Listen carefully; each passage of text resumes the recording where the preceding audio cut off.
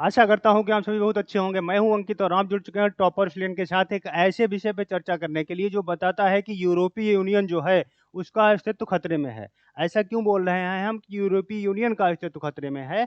तो कुछ समय पहले आपको पता है फ्रांस के द्वारा अपनी एक ऐसी पॉलिसी का निर्माण किया गया था जो यूरोपीय यूनियन के अस्तित्व में फिट नहीं बैठ रहा था। उसी तरीके से अभी जर्मनी के द्वारा एक ऐसी पॉलिसी का निर्माण किया जा रहा है जो यूरोपीय यूनियन के ढांचे में फिट नहीं बैठता है। ऐसा क्यों बोला? ऐसा इसलिए बोल रहे हैं कि आपको पता है कि जो यूरोपीय यूनियन अस्तित्व में आया था उसमें कितना 28 देश हुआ करते थे। अभी हाल ही में आप देखोगे कि जो यूके है उसके निकल जाने से अगर उसको आप निकाल देते हैं तो वर्तमान में कितने 27 देश हैं यूरोपीय यूनियन के तहत। अब इसका रूल क्या है कि यूरोपीय यूनियन की जिस समय गठन किया गया था, जिस समय निर्माण किया गया था, उस समय ये बात निर्धारित की गई थी कि अगर इन यूरोपीय यूनियन के देशों की जो इकोनॉमिकल पॉलिसी हो गया, जो मॉनेटरी पॉलिसी हो गया, जो फिजिकल पॉलिसी हो गया, ये सभी पॉलिसी में से कोई भी ऐसी पॉलिसी का निर्माण किया जाना है तो वह सामूहिक रूप से की जाएंगी, मतलब उसके प्रति कलेक्टिव रिस्पॉन्सिबिलिटी दिखाई जाएगी। ऐसा नहीं हो सकता कि कोई देश अलग जाके अपने लिए इस टाइप की कोई भी पॉलिसी का निर्माण कर ले। लेकिन कुछ समय पहले आपने देखा फ्रांस के भी द्वारा किया गया।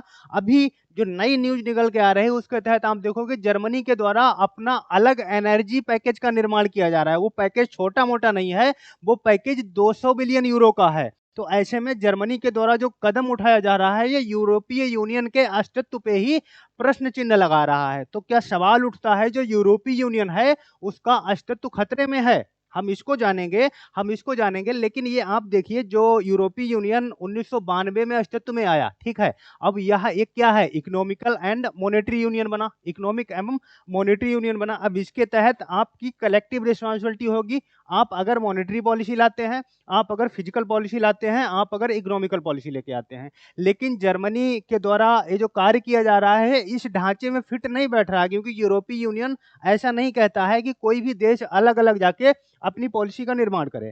चूंकि ऐसा किया जा रहा है इसलिए यह अब सवाल उठने लगा है कि क्या यूरोपीय यूनियन फिर से टूटने की कगार पे है।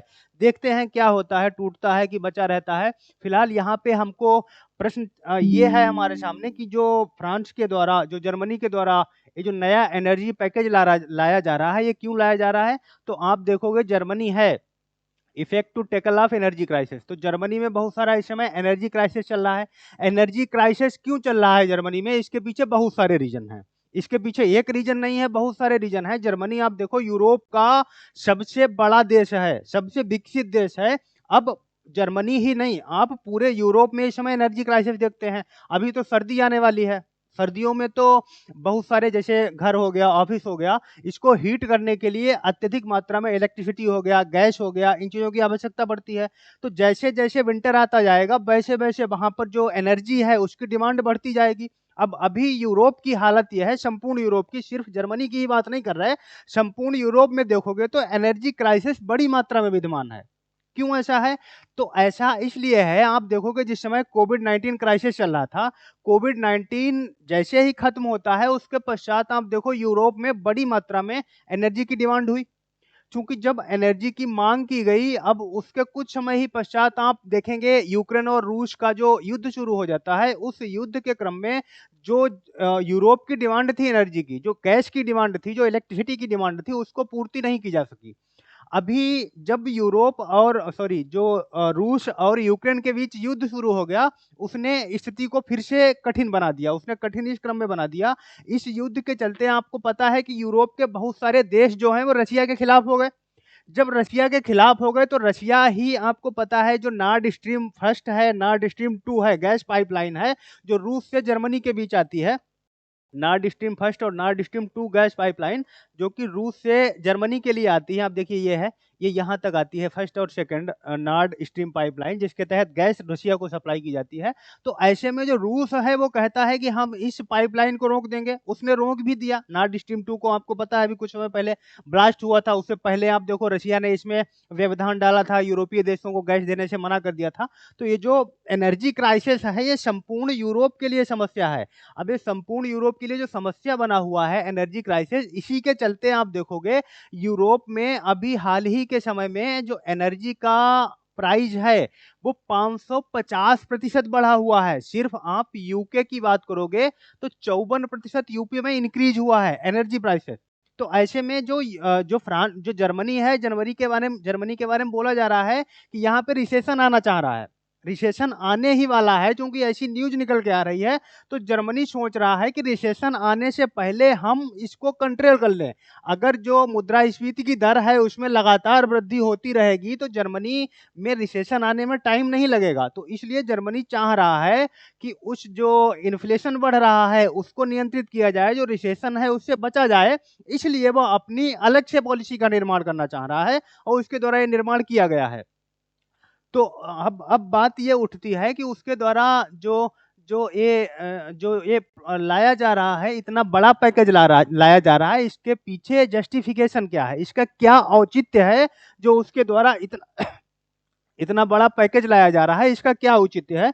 तो आप देखोगे कि जो जर्मनी है वो यूरो जोन का निर्माण इंजन है। 2021 में इसका कारखाना आप देखो, इटली हो गया, फ्रांस हो गया, इटली हो गया, आयरलैंड हो गया, ठीक है ना।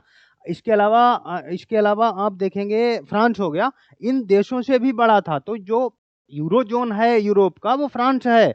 तो फ्रांस में जब इन सबसे बड़े बड़े कारखाने हैं, मैन्युफैक्चरिंग का निर्माण सब यहीं पे होता है, तो यहाँ पर एनर्जी की बहुत अधिक आवश्यकता होती है। इसके अलावा आप देखोगे कि इटली ऊर्जा गहन कंपनियों को यूक्रेन पर रूस के आक्रमण की ऊर्जा जो लागत पर प्रभाव से विशेष रूप से कठिन चोट लगती है। तो आप देखेंगे जर्मनी की नीति के कुछ रक्षकों का कहना है कि यह उसकी राजकोषीय उदारता को सही ठहराता है।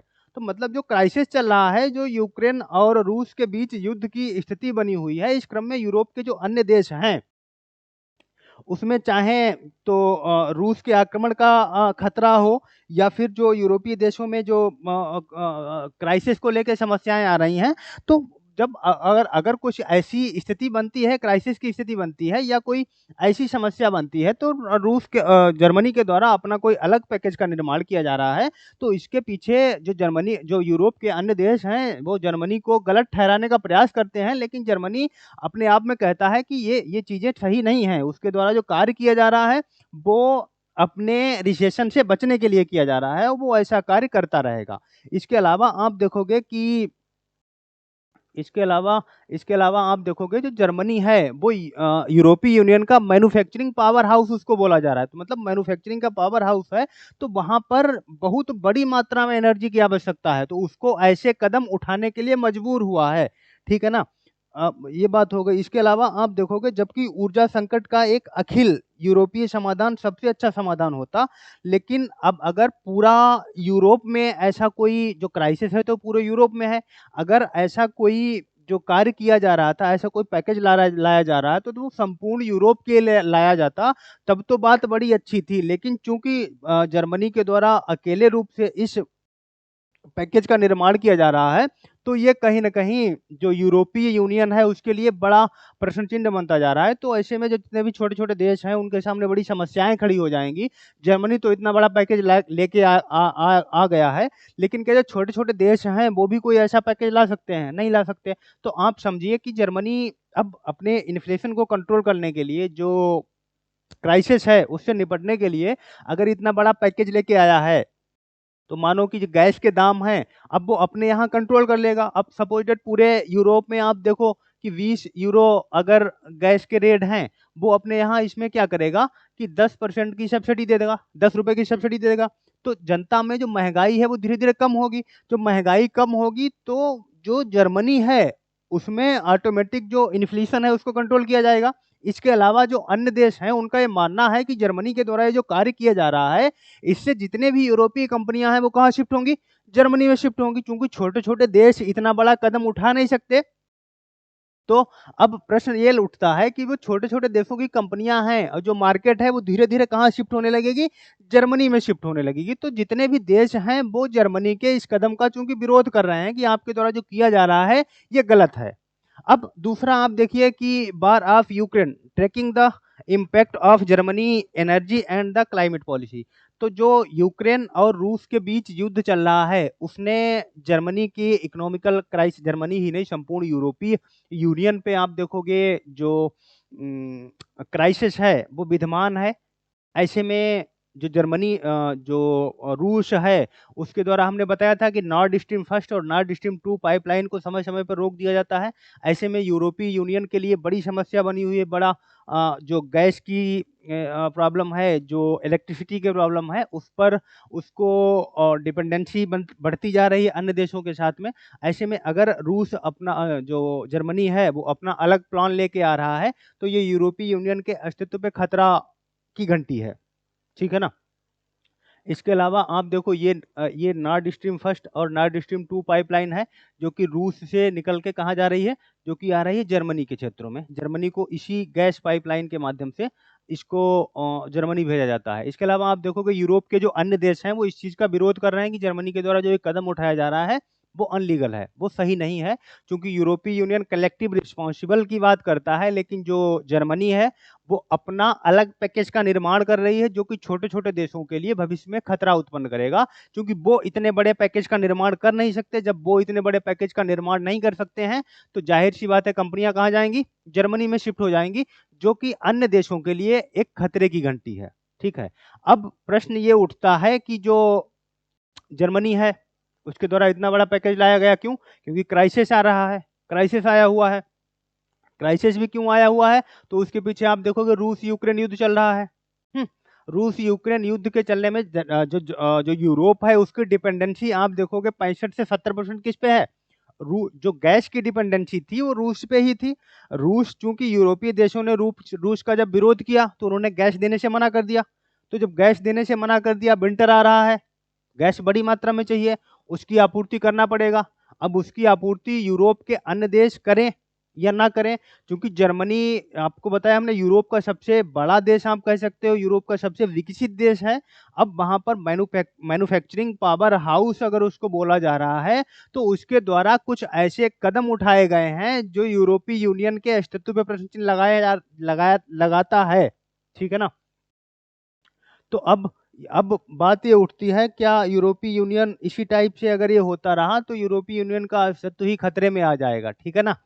तो अब आप देखोगे कुछ समय पहले फ्रांस के द्वारा भी एक ऐसा पैकेज लाया गया था, लेकिन वो सीमित था। आप देखो वो करीब-करीब मान के चलो 10 यूरो के आसपास का था। अब 10 यूरो के आसपास का एक पैकेज लाया गया था, इसके द्वारा 200 यूरो का पैकेज लाया जा रहा है।